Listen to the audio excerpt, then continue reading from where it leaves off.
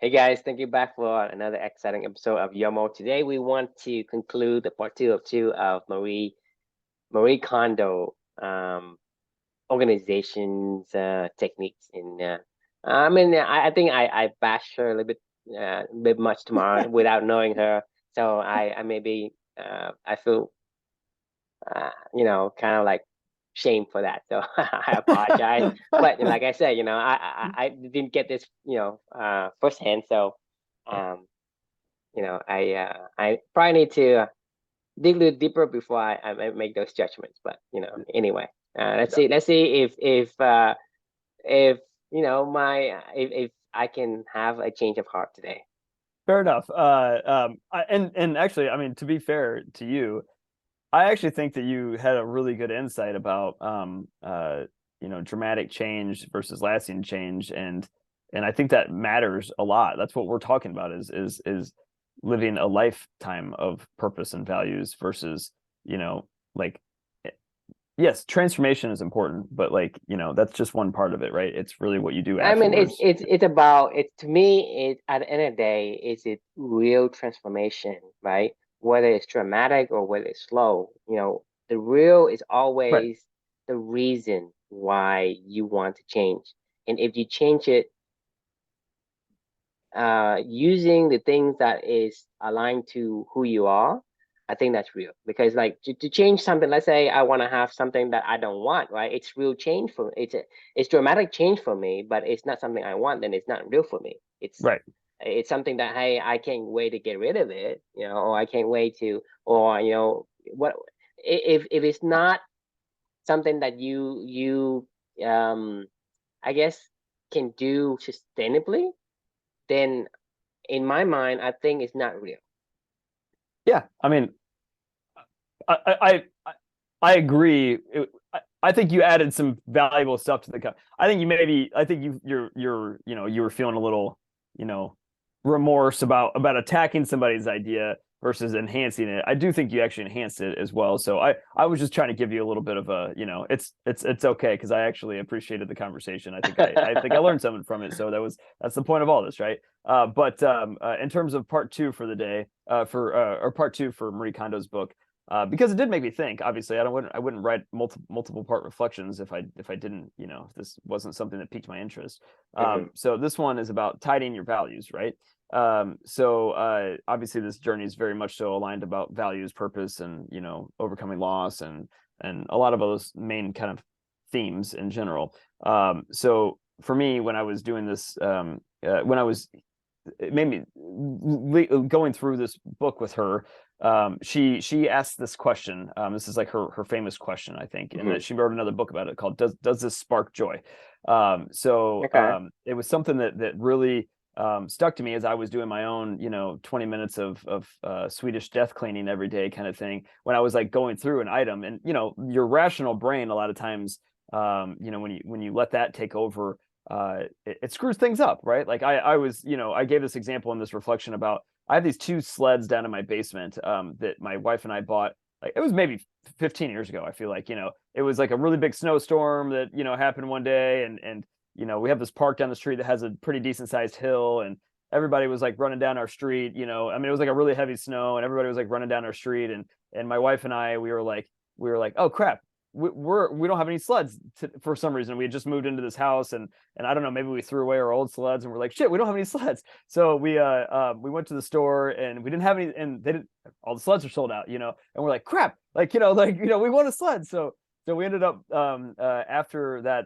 I think it was maybe whatever holiday season or something like that. Whenever the snow died down again, and like it wasn't as peak, like time to go snow sledding. We bought a couple of sleds to make sure that we always had in our basement, and Hmm. they've sat there. I don't think we've ever used them for. It's been 10, 15 years later, and like that, all I do is I've seen them more times than ever, and I've had to just move it around in a certain area to like get to other shit, and it's like I look at it when I was doing like the cluttering, and it made me think, like, when I use my rational brain, I go, well, do I get rid of those? Um, I don't know. I guess maybe the next time there's a snowstorm, we won't be able to, like, we're gonna need something here, or maybe now that we have children, like, I'm sure they're going to want to go play. Like, why would I want to throw away sleds? Like, blah, blah, blah. Like my rational brain will like justify this of why it deserves to sit in my basement for another, however the hell long, taking up space for no reason, right? Like versus the question of does it spark joy? Like it's something that's more about like your elephant. It's more about your feelings. It's about, does this bring any excitement to you? Was there ever a time when you remember like hanging out with your friends and you just, and that's why you bought this on a vacation or something like that, or like like the last time you used it and how you, I don't know, whatever, for whatever reason, like does that item spark joy when you see it, or does it not? And if it doesn't, then it goes in the trash, or you donate it to somebody, or you get rid of it, right? Like those sleds do not spark joy for me. Like they need to go. Like they are just cluttering, they're just more clutter, and there's no reason for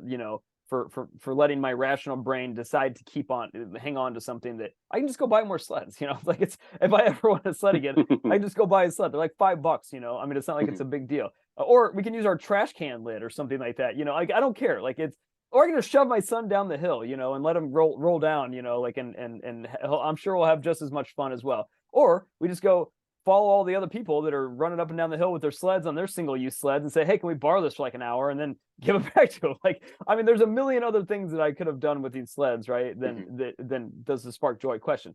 So like this idea of does it spark joy, made me start to think about values, and kind of tidying your values a little bit. And this goes back to when you use your rational brain. We talk about this all the time. When you're picking your values, you can easily let the culture around you dictate, what those values are. And you're like, well, I work in like technology sales, and the tech bro culture is real. Like if you're just observing all the values of everybody living around you, and you're acquiring all these values all the time, and you're applying them, and you're leveraging them, or you're not, or whatever, like eventually they just become a part of you. Whatever you let into your life, and whatever values you let into your home, I guess, if you will, of your own internal side of everything, like they will become a part of you whether you want to or not. And sometimes these are things that do not spark joy with the values that you bring in your life. Like, I mean, we talk about this a lot with like the grit and grind culture, or I mean, I don't know, name another thing that you hate about like other cultures that were like the whole equality thing, for you and I, like, I mean, whatever it may, like but these are things that if you want to survive in these cultures, like you kind of got to just take the values in, and they're like those sleds or whatever that sit in your basement. You're like, well, I mean, I gotta have a quality. I gotta care about equality, because like this is the culture that I'm in, and this is the job that they tell me to care about it. So eventually you convince yourself that like this is something that matters to you. But like what I'm encouraging you to do is to maybe declutter your tidy your values a little bit, right?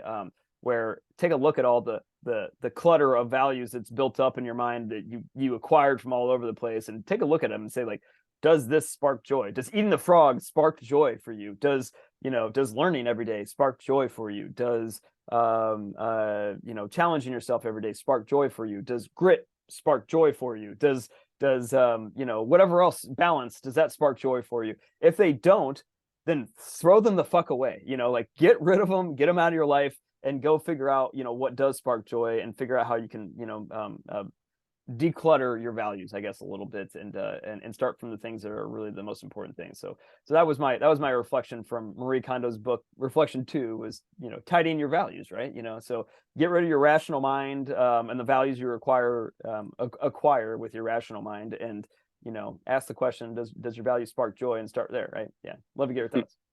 Well, I'm glad it's not a, yeah, you make a reflection and joke today. So I think I didn't have any kind of emotion get riled up today.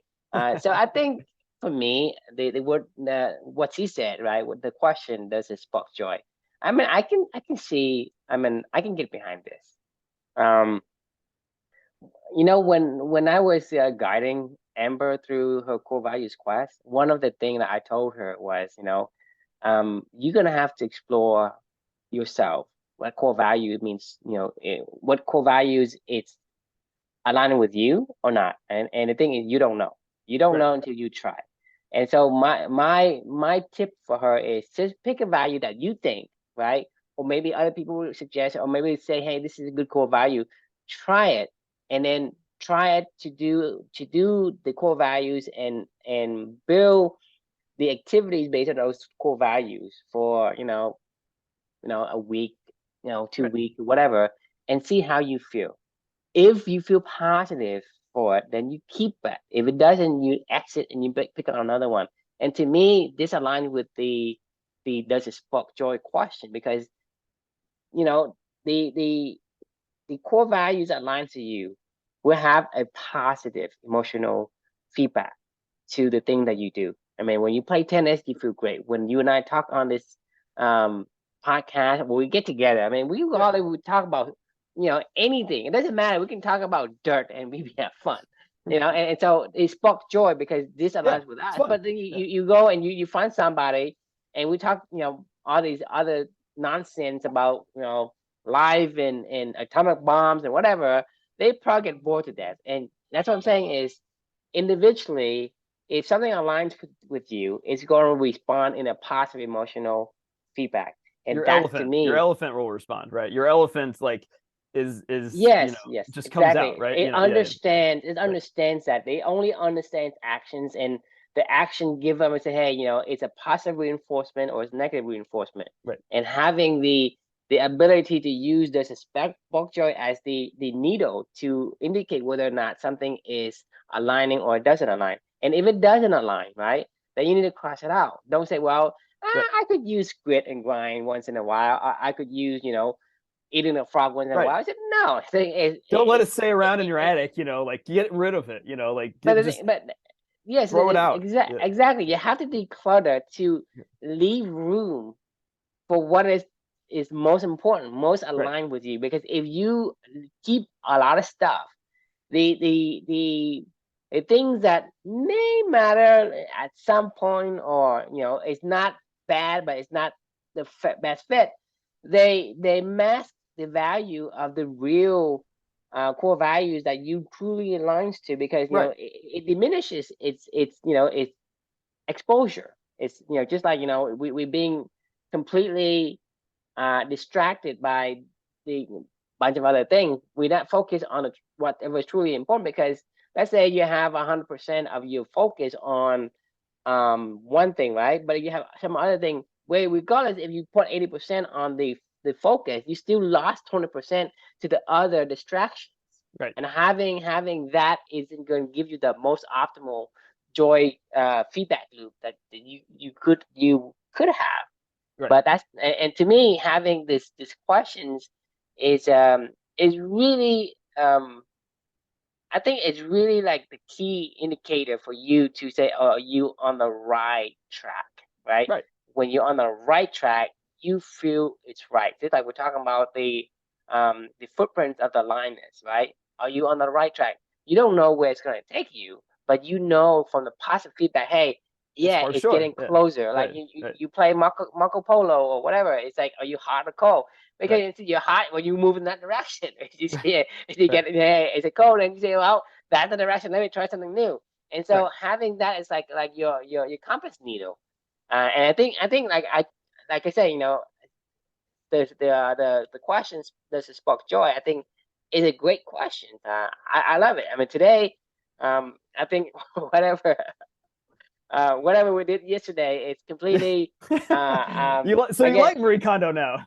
I do. I mean, like I say, maybe I misjudged her based on some of the words she said. Maybe I didn't see all the context. Like I say, without context, it means nothing, because we people can misconstrue the understanding and the meaning of um, whatever that we do or whatever we say. Because I say, do this, but if you cut me off and let me say, but only if you are in this situation, this scenario, whatever, then basically you took my word out of context as well. So, like Right. I say, I may have jumped the gun yesterday, and I did, I did say, based on what I know now, Right. right, I did not read her book, so I can't really, be like completely 100% sure that she is gonna be have this kind of philosophy, whether or not you're talking about you have to have a dramatic change to have a lasting impact. And to me, that just goes against the core values and the grains that I know, and that ingrained into my brain, right? And so it's like it becomes like, almost like a invasions of your spheres of trust and belief, and so Right. maybe because of that I have become more erratic than I need to be. Yeah, I mean, I think you're being too hard on yourself. I mean, I think you actually had a really good point. I mean, you're going off of all this stuff off of the only context that I give you, right? Like, and that's Yeah, all you can judge it off of. So, like, that was my reflection. That was my reflection that caused you to be yeah, more. and Yeah, you being fancy in terms of trying to put it and say, you were wrong, and it's like, what? I mean, the thing is, I mean, I understood that you're being facetious after you kind of go through the story, but my emotions is already arrived up in the beginning. Right, it's in the beginning, because even though you reverse yourself and say, hey, I was just I just being and I and just the trying to be fancy, but that doesn't diminish the riled up emotions I have, or say, hey, I don't, I mean, what you're saying is completely right. opposite of how I feel. So I don't know. The The right order matters. I was going to say the book Made to Stick, burying the lead, right? I intentionally buried the lead on this one, on that last reflection, just because it was supposed to be a and joke, and and I was making you especially write through it, read and through it. So, especially the guy like me, right? right, I'm this beaver, right? I'm I'm thinking is I'm more of a hedgehog than a fox. right, So right. I'm like 80% hedgehog and 20% fox. So you basically take the 80%, right? And you flip it. You So say no.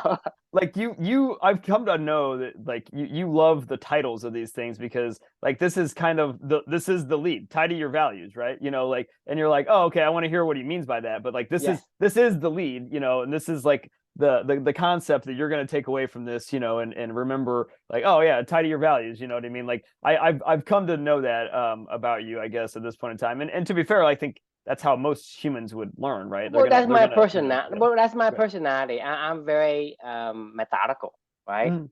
First, Yeah, second, you right? don't want to play So, around, so the thing is, if you give me a list and it's not in the right Yeah. order, it's like, it's like, yeah, right? Right. It grinds your gear, right? And so without Your the right gears. order, grinds my gear, yes, it grinds my gear. The thing is, I'm that person. I'm Right. methodical. And some other people are more creative and they'd be fine with it, and they'd be say, oh, that's a surprise, right? To Yeah. them, a surprise is a joy. For me, a surprise is a it's a negative feeling. Right. Right. For Clearly. me, for me, it's like I like to. I don't know why. I mean, I was just made this way. I mean, I do not want this, right? I have to have some kind of like a sense of control, a sense of, okay, because let's say if I do something, let's say I'm gonna go talk to somebody, right? I envision in my head the different scenario, and that's just Right. automatically, it's not forced. It automatically, even the tiniest and the smallest thing, I see in my head, I simulate them, right? So basically, I have a sense of control, and when something's out of the control, it becomes a bug. In the programming language, the bug, right? Bugs is what developers don't like, because it's a, hey, you there's a flaw in your logic, and and Right. and, and that creates the negative emotion. So I was conditioned for negative emotion when it's a surprise. So other type of people may love the surprise, because it's like a joke, right? When you have a Right. punchline, right? It's a, yeah, oh, you didn't expect it, so it refreshes your mind a little bit, and people like it. But for me, it's like, Have you ever seen The Sixth Sense before? uh-huh, Did you hate that movie? I don't love it. You're like, what? I've spent the whole movie thinking it was this, and then it was that. Yeah, they love it. Yeah, yeah, that's No. funny. Yeah. But like I said, I'm 80% hedgehog, and where regardless whether I want to or not, that's who I right, am. I have to accept it, because the thing is, you say, well, because this is reality, right? Not everybody can be the king of the jungle. Not everybody can be right. a lion. Not everybody can be, the princess of the princess. Not everybody can be like, the billionaires, right? The thing is, one other thing you have to understand is you can only be your best self. You cannot be someone else. I mean, regardless how hard you try, how much effort you put in, you can't even be, better than the least of the lion if you're not the lion. For sure. I mean, that's what this reflection is kind of about. That, it's like if you have a bunch of shit that you're trying to acquire in your life, like you could like the hustle culture, right? Or God, what else? Like there's a million things you see on social media all day long that you could absolutely just like, oh, I'm gonna take that philosophy and throw it into my truck bed. I'm going to take this philosophy and throw it into my truck bed. I'm going to do this, or the cultures that you're around all day long. Like there's clear ways that people do stuff that matters to them, or that matters to a collective group of people. And you could easily just acquire all these little things and just have them sitting in the back of your truck the whole entire damn time. But the whole freaking point of clutter is you can't find what you need when you need it. Let's say you have a bed full of tools, right? Bed full of tools. You have, and you can't find what you need, right? You won't use any of them. Right. Like because he can't find, when you need a wrench, it's like, fuck, where's a wrench among these thousands and thousands of tools piled up on top? It's like, dude, my wife's closet has more clothes in it than I can honestly ever even imagine ever owning in my entire life. I actually look at that and I go, there's more shoes, bags, and clothes everywhere, where I'm like, how do you fucking know what any of this stuff is? What is valuable in here to you or not? Like, it can't all be valuable because you're one human being. Like, and there's no way you could mix and match a different outfit out of your closet probably for 365 days of the year and not wear the same thing again. And I'm like, how do you know what you want into this closet? Like, I mean, what she doesn't.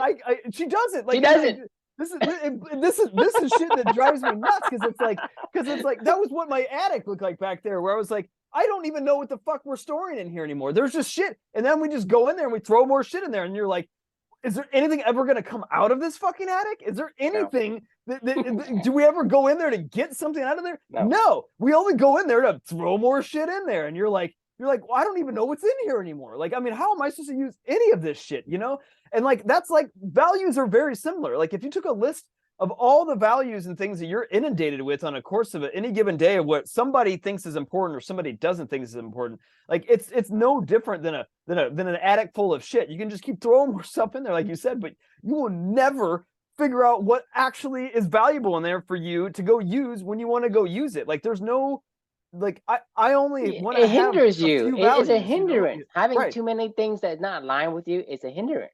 It's not even just a hindrance. It's a stopper. Like, you're frozen. You're like, you just look into the attic and you go, I don't even know where to start to clean this fucking thing up. You know what I mean? Like, I have no idea what's in here. I mean, it's useless because the thing is, if like I say, you have a 1,000 of tools in the back of your truck bed, right? And when you need a certain tool, it would take you like way more time to go and kind of find a needle in a haystack, sort of trying to find the tool. By the time you find the tool, it's like you might as well just buy something new or just replace something. It's like, okay, it's cheaper that, and you never use any tools in a better truck, right? It makes, and then you carry a bunch of tools in the back of the truck, and the truck is, weights it down and become, less efficient and all that. So it translates completely to core values. You have to pick the core value that matters to you most and spend your effort on it and your focus on it, and not having to be distracted by 1,000 other ones, because otherwise none of your aligned values is going to surface, because it just completely being masked by all these noise, quote unquote, like the unaligned tools or the semi-aligned aligned tools and core values that you say, hey, I could use some of these things,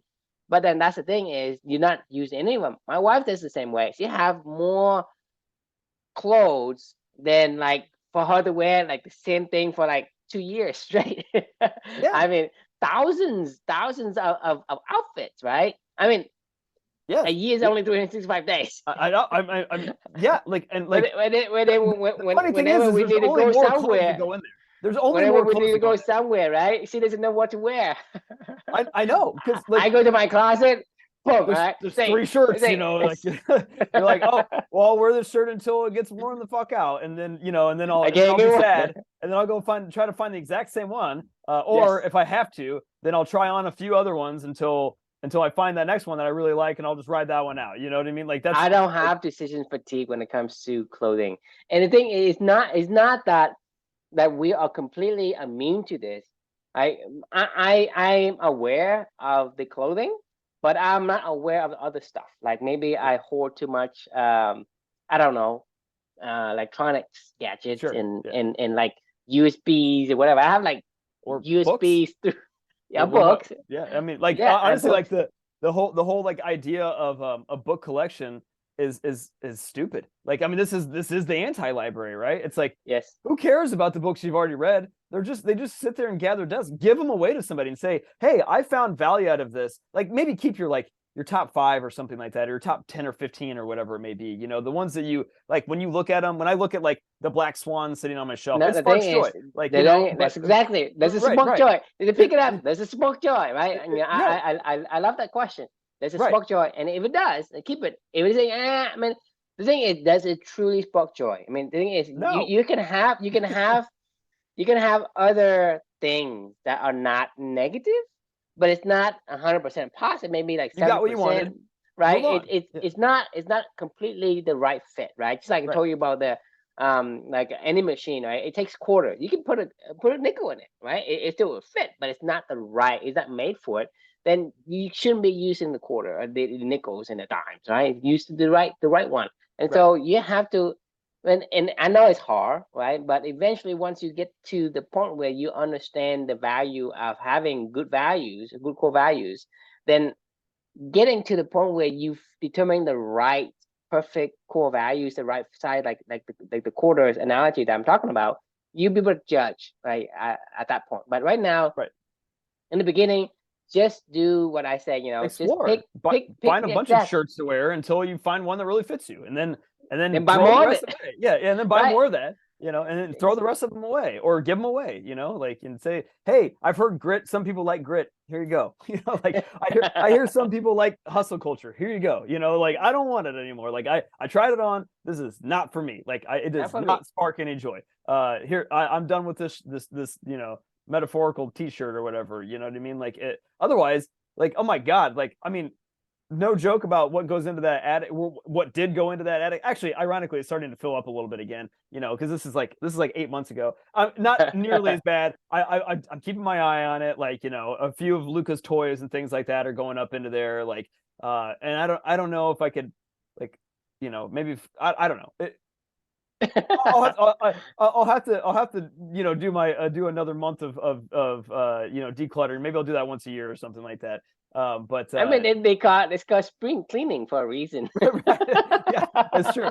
It is almost springtime. It's about that time. You know, you should do a spring cleaning of your values. You know, you should take inventory every year around like you know what's some new you shit that I've acquired. Like you know, does this actually stay? Well, actually, you know, I've showed you this a million times, but I have my under consideration list. You know, like you mhm. know, does it like I'm testing them out. You know what I mean? Like clean set every day. I actually do find a lot of value out of that. Always first things first.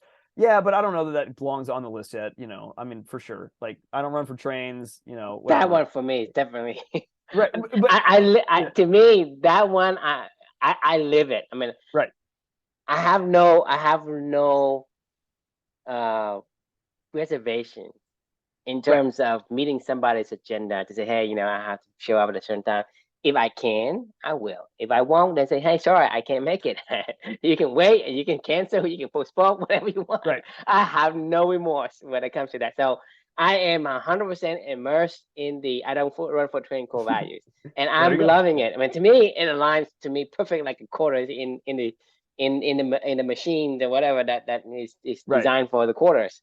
And for me, it's one of those things where I mean, if I'm being honest with myself, like I run for a lot of trains still, and I kind of like running for trains sometimes, you know, like Yeah.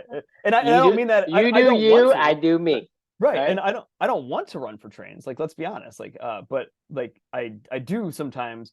And like this goes back to like grit, you know, like I don't want to not be gritty, you know what I mean? Like, but it also isn't like what I want to be either all the time. This isn't something I wake up every day and want to go. So like I'm really torn on that I don't run for trains kind of conversation, because like I don't want to wake up and say I want to run for trains today, but sometimes I actually really like running for trains.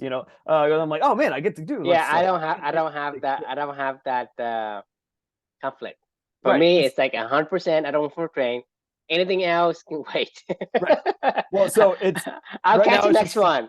right now it's in my metaphorical closet. It doesn't get pulled out very often, but when I look at it, like I'm not ready to say that it doesn't spark joy, but sometimes sometimes it does not spark joy for me, because I'm like, shit, I'm running for trains again, and I'm like, why am I doing this? And like it makes me feel bad, and I'm like, that it's like the anti of Well, what and your that's the core thing values, I is, feel like. whenever I run for trains, I always feel bad. So 100%, I'm Right. not like this conflict. There's no conflict Right. in terms of, yeah, I had some fun when I run for train. I have never had a good experience in running for train. It's like, yeah, this sucks. Right. Exactly. uh, Hang on one quick second. you're running for train again. No, I'm not. Somebody just never mind. It's like one of my employees. I'm technically at work, so like I mean technically I should be I available for mean, them right now. Yeah, yeah. yeah. But yeah. So back on train of thought.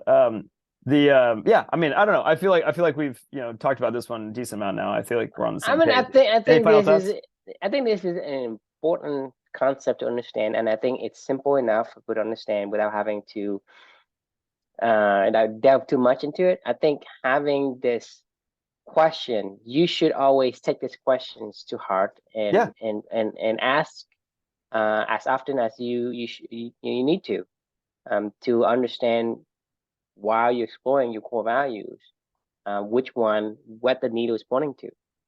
Right. Exactly. I agree.